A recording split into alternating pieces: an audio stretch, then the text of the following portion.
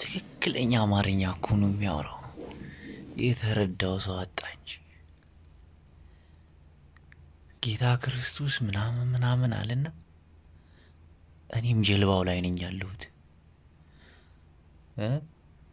የኢትዮጵያ እኔም እንዳንተ ግራ ገብቶኛል እያለ እኮ ነው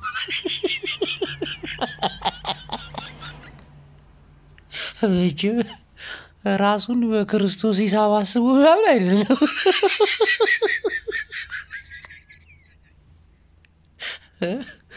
የኢትዮጵያ ሕዝብ ግን እንዴት አማርኛ ምናምን ጠፋብሽ መሰለኝ ያቺ የምትናወጠው መርከብ ላይ አብሬያችሁ ነው ያለሁት ሁሉንም ነገር ሰምቼዋለሁ ከናንተ እኩል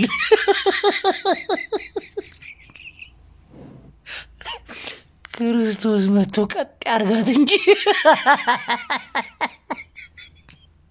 እኔስ አልችልም አሬ ኢትዮጵያ ሕዝብ ዳንኤል ክብረት በተረተረት አንበሳ ተኝቶ አይጥ ጆሮውን ኮርኩራው ይጋብ ወታደሩን አብያብዱ ከመጽሐፍ ቅዱስ አንድ ገጽ ያነበበ ህዝቡ እንዴት ይግባው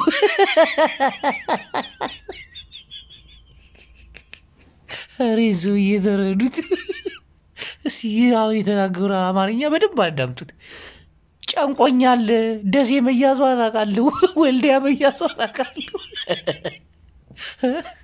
እና ምን አባቴ ላርግ መርከቧ ላይ አብረን ያለነው ጠቅላይ ሚኒስትሩ የት ሄደ የት ገባ ትበሉ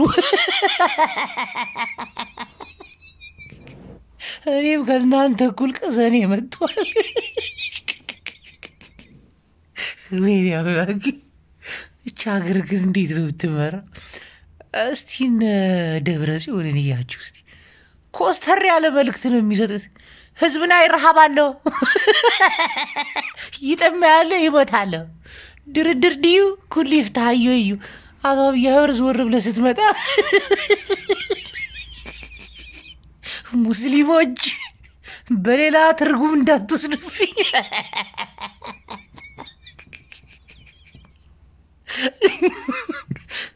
ይዲዛቲ ከዛ ስለ መጽሐፍ ቅዱስ ታሪክ ያወራል ሼክ ፊት ለፊት ቁጭ አድርገ ያቂ አራም አይ ማማ ኢትዮጵያ ወጁሪ አብይ አህመድ ያዳናት ሀገር ለደቂቅ ለሰከንድ ቁጭ አለ ለተቀልዳል እንዴ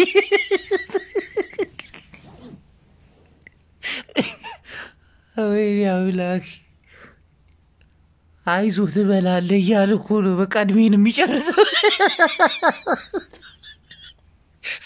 አይ የኢትዮጵያ ሕዝብ አማርኛ ጠፍቶብሃል ሰውየው የሚለውን እስቲ በደንብ አዳምጡት እስቲ ቆይ ልድገምላችሁ እኔ ይዋህኔ ሀገርን የሚወድ ለትውልድ ነፃ ሀገር ማሸጋገር የሚፈልግ ገንዘብ ያለው በገንዘቡ ዕውቀት ያለው በዕውቀቱ ጉልበት ያለው በጉልበቱ እያንዳንዱ ሰው ሰፈሩን መንደሩን ክልሉን ሀገሩን ጠብቆ ኢትዮጵያን ማሻገር ኃላፊነት እንዳለበት እየተሰማው በተባበረ ክንድ ሰላማችንን በተባበረ ክንድ የተዘመተብንን ዘመቻ ለማሸነፍ በጋራ እንድንቆም እንደከዚህ ቀደሙ ጠያቂ ብቻ ሳይሆን አሁን ላለው አንገብጋቢ ጉዳይ መላሽም እንድትሆኑ አደራ ልላችሁ ፈልጋለሁ።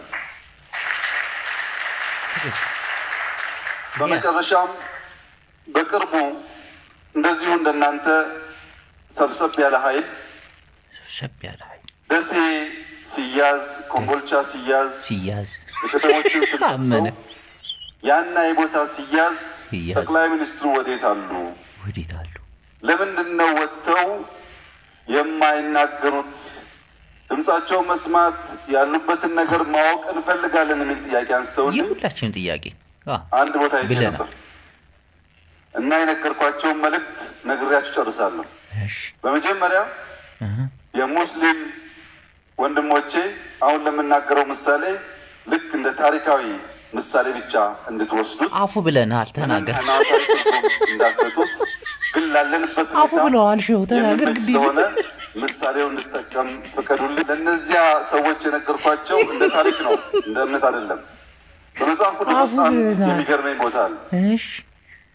ኢየሱስ ክርስቶስ ከሚከተሉት ሰዎች ጋር በአንድ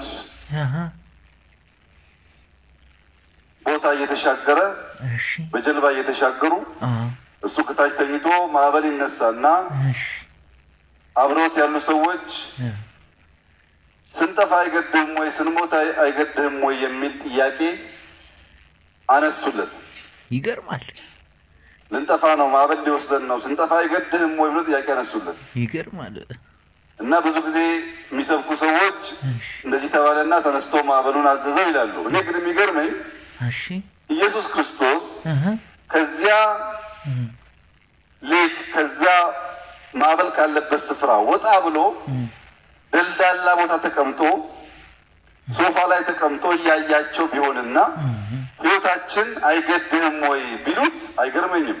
ከነሱ ጋር በአንድ ጀልባ እያለ ችግር ከመጣም በዚያ ጀልባ እንደሚወሰድ እያወቁ የኛ ሕይወት ሲጠፋ አይገድህም ወይ አሉት።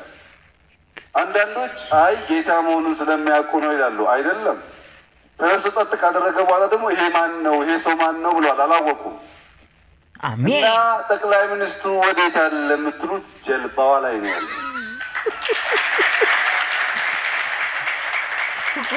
ጠቅላይ ሚኒስትሩ አለ የምንለው ጀልባዋ ነኝ ብለህ ደፈርከው እንዳማኙ ነው ወይስ እንደ ክርስቶስ ነው? እንዳማኙ ኮንክ ያው አማኙ ጋር አብረህ ተጨንቃል ማለት ነው የኢትዮጵያ ሕዝብ ጋር። ነገሯን ግን ወደ ክርስቶስ ምናምን ነኝ ነቅቼ ምናምን እንዳትል አደራ። ኧረ የኢትዮጵያ ሊቃውንት ሬና አማርኛ ተርጉሙልኝ።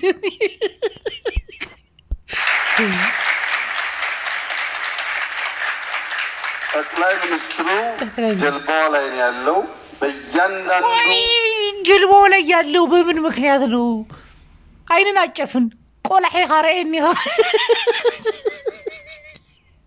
ጀልባው ላይ ነው ያለሁት። ሰማንህ እኮ ጀልባው ላይ ያለው እንደ ክርስቶስ ነው፣ እንደ ጭንቀታሙ አማኙ ነው። አብረህ ማዕበል መካከል ነው ያለው። ህዝቡን፣ ሰራዊቱን፣ የሀገር ሽማግሌዎችን፣ ሴቶችን ሁሉ አስተባብሮ ነፃ የተረከባትን ሀገር ለትውልድ ነፃ ህፃናት፣ ሴቶች፣ ሼኮች ምናምን አስተባብሬ አዘምታለሁ።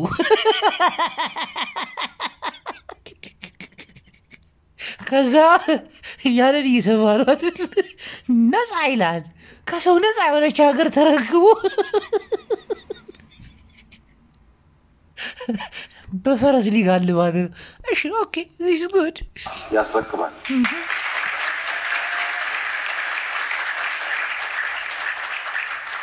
አርሶ አደር ሳይደክም እጁ ሳይቆሽሽ እንደማይዘራው እንደማያርሰው እንደማያጭደው ሁሉ ኢትዮጵያን የሚያክል ታላቅ ሀገር በነፃነት ለማቆየት የሚከፈል መስዋዕትነት የግድ ነው። ያም መስዋዕትነት ለመክፈል ሁሉ ኢትዮጵያዊ ዝግጁ መሆን ይጠበቅበታል። ከፊታችን እጅግ የሚገርም ፈተና፣ እጅግ የሚገርም ማዕበል አለ። ይህ ማዕበል የሚያስከፍለው ዋጋ አስከፍሎ ኢትዮጵያ ወደሚገባት ብልጽግና፣ ወደሚገባት ሰላም ያስፈነጥራታል። ኢትዮጵያ አትፈርስም። ኢትዮጵያ አትበተንም። ኢትዮጵያ ዛሬም እንደ ጥንቱ ጠላቶቿን አሸንፋ የአፍሪካ ፈርጥና ምሳሌ ትሆናለች። አመሰግናለሁ። ቆይ ከመሄድ በፊት የቷ ኢትዮጵያ ከማን ጋር ገጥማ ነው?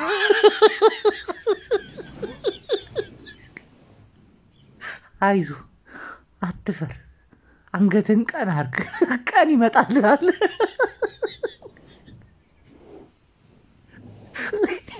ይህ ፈረት አባት ህፃን ልጅ መስሎ ነው የሚታየኝ። እናቴ ይሄ ወትዝም የሚባል በሽታ የያዛቸው ልጆች ይመስለኛል። እንደ ጌታ እንተው ጠብቀኝ። የአእምሮ ዘገምተኛ ሀፍ ማይንድ ሂድ ከዚህ ሾይጧል አንተም ብሎ አገር መሪ